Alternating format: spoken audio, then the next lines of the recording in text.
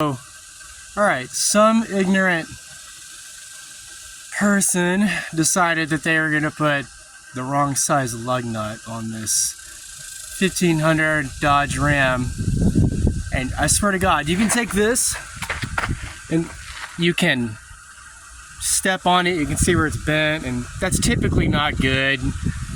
I wouldn't want to like distort the axle bolt in any way. I don't know if you can even get the lug nut bolt in any way.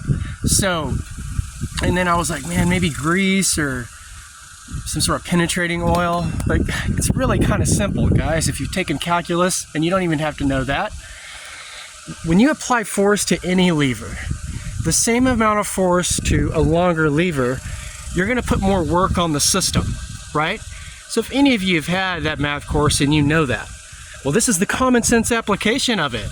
We're not crunching numbers, are we? Right? So Frank the mechanic might do it this way. I teach calculus, so this is the way.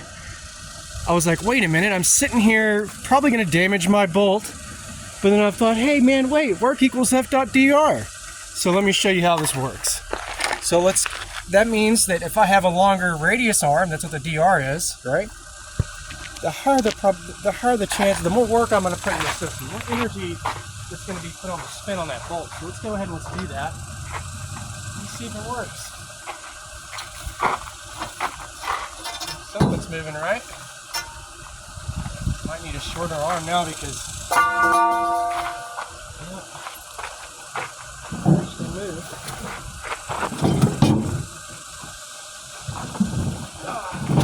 So for you muscle heads out there, be careful, you might damage your stuff. Look at that. This thing was not coming off. I want to show y'all what it did. Now it's definitely coming off. Without, hopefully I didn't damage it earlier. So I just thought of this, and I was like, you know what, I'm not a genius mechanic or anything, but yeah. So you can tell that bolt's kind of twisted. Not bolt, but the nut's kind of messed up. But yeah, you can see where it bent the bar here. Right, I put all my weight on it. I wouldn't recommend doing that ever. Yeah. So yeah, guys, use your heads. Don't damage your stuff. I might do another video where I'm showing you how to replace the rear pads. I already did my front pads. They've worked pretty well. So anyway, hope this helps. Don't mess up your car, man. It's your baby.